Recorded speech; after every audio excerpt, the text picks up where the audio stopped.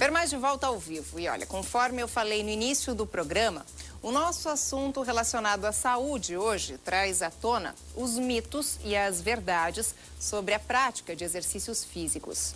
Você já deve ter se perguntado se malhar com gripe, por exemplo, faz mal, né? Ou então, será que quem sua mais queima mais calorias? Ou ainda, caminhar gasta mais do que correr?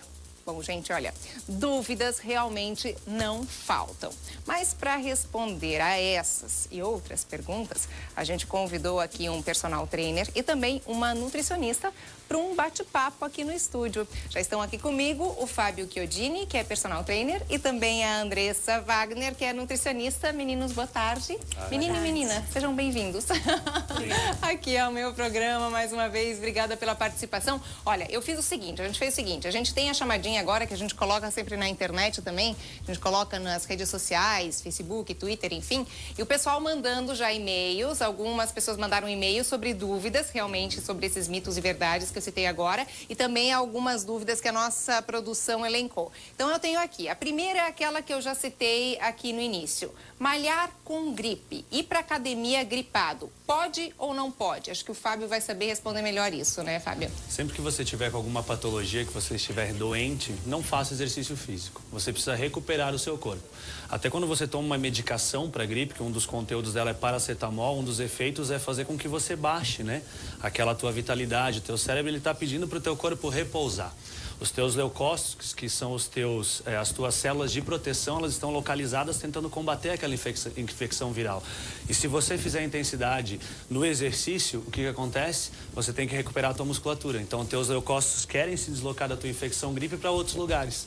E aí você acaba ficando com a imunidade ainda mais baixa. Você pode ter febre, agravar ainda mais a tua gripe. Então, repouse primeiro, recupere-se da sua gripe para depois voltar a fazer o seu treino. Então, esquece, malhar com gripe de jeito nenhum. De jeito nenhum. Você provavelmente vai produzir febre e uma infecção maior ainda. Olha, gente, legal, viu só? É bacana isso mesmo. A gente com certeza colocou isso, porque muitas pessoas, a gente recebia e-mail, muitas pessoas perguntando. Vamos lá, então, a segunda pergunta é o seguinte. Quem sua mais? Queima realmente mais calorias? Aquelas pessoas que vão para academia e suam um monte, elas realmente são aquelas que queimam mais? Fábio, Andressa, quem me responde? A intensidade do treino é que vai mostrar para você a quantidade de calorias que você gasta. Então, primeiro, treine intensamente que você vai gastar mais calorias. O suor, na verdade, ele está relacionado, vamos comparar o nosso corpo como se fosse uma panela de pressão. O nosso corpo tem uma temperatura interna de 36,5 graus Celsius. Se você tem muita gordura no seu corpo, gordura corporal, se você tem muita massa magra, provavelmente você vai transpirar mais. Então, na verdade, o suor ele não tem uma relação direta com o gasto calórico. Então, o que a gente tem que mensurar é intensidade do treino, sim, gasta mais calorias. Treine intensamente, você vai gastar mais calorias. Se você estiver transpirando demais, talvez porque você é gordinho. Se você percebe uma pessoa obesa, geralmente ela transpira muito, até mesmo parada. Uma pessoa que tem muita massa muscular, a circulação periférica, a quantidade de sangue circulante no corpo vai ter que ser maior. Então, ela vai suar mais, a temperatura corporal vai aumentar. Então, quer dizer, quem sua mais não necessariamente é aquela pessoa que vai emagrecer mais. Mas, logicamente, se o teu treino for intenso, você vai transpirar mais também. Isso, obviamente, que é fato. Tem pessoas que treinam muito leve na academia e é que acabam não suando. Então, a gente brinca, às vezes, olha no rosto da pessoa a quantidade de suor que você vai ver se o treino dela está intenso ou não. Então, a quantidade de calorias vai estar aumentada. Legal, bacana. Caminhar gasta mais do que correr? Acho que ainda é para o Fábio essa, né? Vamos de novo. De novo, intensidade, tá? A intensidade, obviamente, quando a gente fala em gastar, a gente está falando em gasto calórico. Se você correr numa intensidade que é muito maior do que a caminhada, obviamente que você vai gastar mais. Agora, se você me fazer a seguinte pergunta, Susan, bom, que tipo de substrato energético eu utilizo quando eu caminho? Que tipo de substrato energético eu utilizo quando eu corro? Na caminhada, numa caminhada mais leve, mais branda, quando a gente faz cálculo de frequência cardíaca máxima, entre 65% e 75% da tua frequência cardíaca, você provavelmente vai estar utilizando naquele momento, como substrato energético principal, a gordura. Se você tiver numa intensidade mais alta, provavelmente o carboidrato, que na verdade é a glicose, o carboidrato que você ingeriu, foi transformado em glicose e o teu fígado está mandando para ti, de acordo com a tua necessidade. Então, a intensidade alta gasta mais calorias, só que numa intensidade mais baixa, o teu substrato energético é diferente. Aí a gente tem que pontuar. Então, depende do objetivo do teu aluno, tu vai trabalhar numa intensidade mais baixa ou mais alta. O indicado seria o quê? O que você diria? Assim, aquelas pessoas que querem emagrecer? Para o aluno iniciante, eu não vou começar com intensidade alta, até porque ele não aguenta. Então, tudo na atividade física depende. Eu preciso avaliar a condição física do meu aluno, eu preciso avaliar a frequência semanal que ele vem, eu preciso avaliar o biotipo dele. De novo, se ele for obeso, por exemplo, eu nem posso colocar ele numa intensidade alta de corrida. Mas eu posso colocar ele numa bike, eu posso colocar ele no elíptico, num transporte, numa máquina. Mas eu sempre vou começar no, a gente chama de progressivo linear. Mais fácil para mais difícil. O mais fácil é sempre intensidade mais baixa. Aí eu vou avaliar, vai depender de aluno para aluno. Tá, Andressa, então, ok, já ia complementar, né? E sempre lembrando que independente se a pessoa for fazer uma corrida ou uma caminhada, onde com o intuito é emagrecer, acabar com aquele mito de que fazer atividade física em jejum emagrece mais do que se você consumir algo antes. Então, a gente tem que lembrar que para queimar gordura, a gente tem que ter o substrato, o carboidrato, para iniciar essa queima de gordura. Então, nada de a gente ir para academia ou fazer uma caminhada na rua, no parque, sem ter uma pequena alimentação antes desse exercício. E o que seria ideal? Comer antes e o que é o ideal comer depois, Andressa? Sempre antes, lembrando, dependendo qual que vai ser o objetivo do meu cliente. Vamos falar assim, ó, de quem quer emagrecer e de quem quer ganhar músculo. Então, vamos lá. Primeiro, a gente vai ter que combinar com o nosso cliente qual vai ser o nosso primeiro objetivo. O que ele mais quer nesse momento? Perder a gordura ou ganhar a massa muscular? É um pouco complicado a gente trabalhar as duas coisas ao mesmo tempo, porque a gente não tem ganho de massa muscular sem aumentar um pouco da nossa taxa de gordura. Então, se a minha taxa de gordura já está elevada e eu quero ganhar massa muscular, vamos fazer pelo menos 60 a 90 dias de um trabalho para perda de gordura. Até mesmo porque é esse período que a gente leva para começar a conquistar um pouco de massa muscular.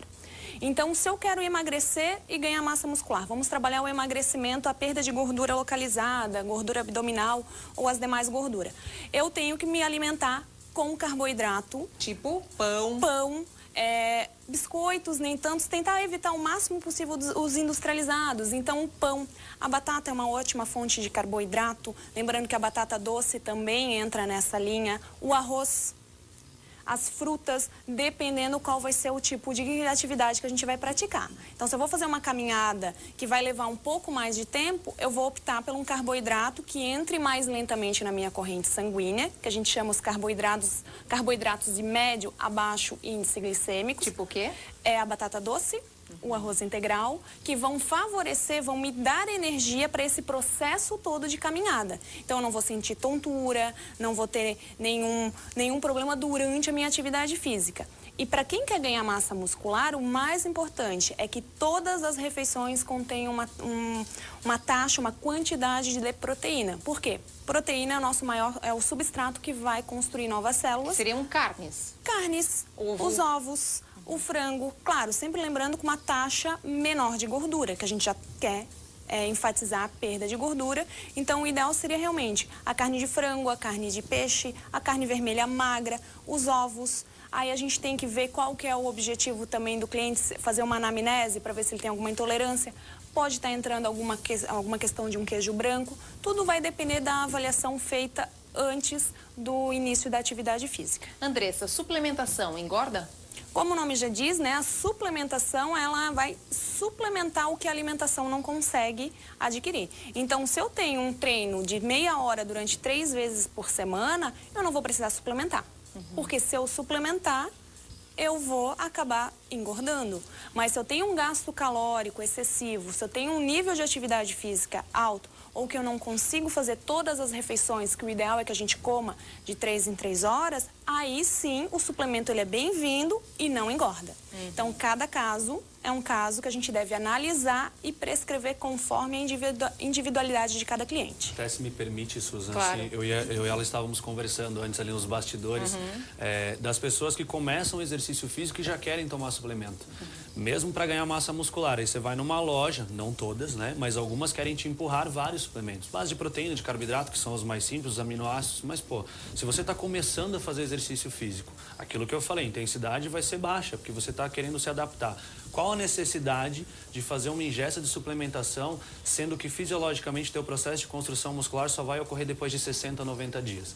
Então, cuidado, os alunos iniciantes principalmente, com essas falsas induções aí, o que a gente lê na internet que prometem mundos e fundos, ou com essas vendas que na verdade não teria necessidade nenhuma. Procure sempre o profissional da nutrição. É ele que vai poder te indicar, em parceria com o profissional de educação física, porque eles vão estar conversando e sabendo, olha, o grau de treinamento do meu aluno é esse, o gasto calórico médio é esse. Essa parceria, essa equipe multidisciplinar, ela tem que estar formada para que o resultado sempre seja excelente. Para quem quer emagrecer, agora a pergunta é para os dois. O ideal seria fazer que tipo de atividade física e quantas vezes por semana? Bom, eu vou dar uma resposta primeiro científica. Não existe nada cientificamente comprovado que diga assim, isso emagrece mais do que aquilo. De novo, eu vou bater na mesma tecla, intensidade. A intensidade é o que vai demandar fazer esse balanço energético.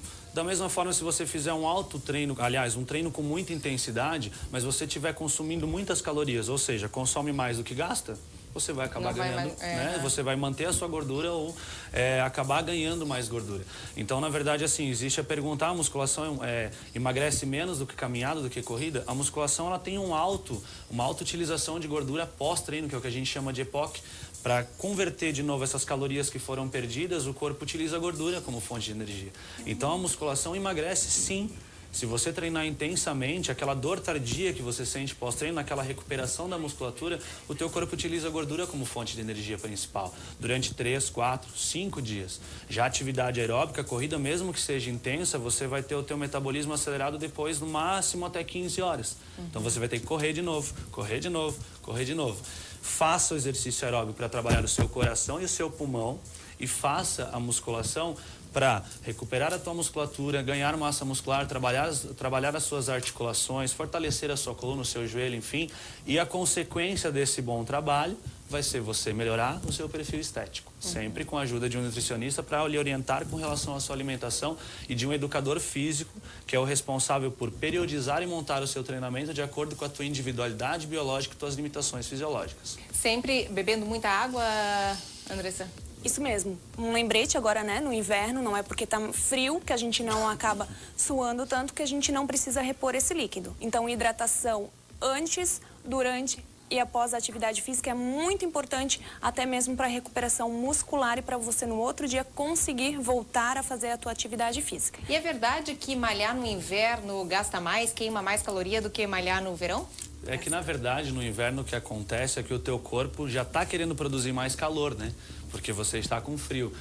Quando a gente treme, por exemplo, né? Aquela tremedeira é um sinal de que a temperatura externa está muito elevada para equilibrar com a nossa temperatura interna. Então, já em repouso, você já gasta mais calorias. Então, na atividade física, para fazer esse mecanismo compensatório, você também gasta mais calorias. Então, a gente acaba dizendo que no inverno, realmente, você acaba gastando bem mais. Só que no inverno, geralmente, as pessoas ficam muito em casa, né? Tem preguiça de sair, acabam gastando menos. Então, falam, vou me dar um período de férias, isso, aquele negócio, né? Então, é um cuidado que a gente tem que ter, mas realmente produz mais calor porque você está, na verdade, você está vasoconstringindo os seus vasos mais profundos, transferindo esse sangue para os vasos mais superficiais para aumentar a tua temperatura, para que você não sinta frio, para que você não tenha a sua tremedeira, enfim. Então gasta mais. Gasta mais. No inverno, com certeza, é bem mais indicado. Até porque no verão, como ela comentou, você desidrata mais. Você perde muita água. No inverno, menos. Você demora mais para transpirar no inverno. Então, até a reposição líquida no verão, não que ela seja mais importante, mas como você transpira mais, você tem que repor mais líquidos até mesmo do que no inverno. Olha, gente, eu tinha muito mais perguntas aqui para fazer, bem mais coisas. É bacana realmente a gente discutir sobre isso numa outra oportunidade. Então, chamo vocês novamente para a gente discutir mais, falar mais sobre o tema, que é muito bacana. Obrigada, agradeço novamente a participação dos dois. Andressa, obrigada. Obrigada. Fábio, obrigada aí pela participação aqui no programa.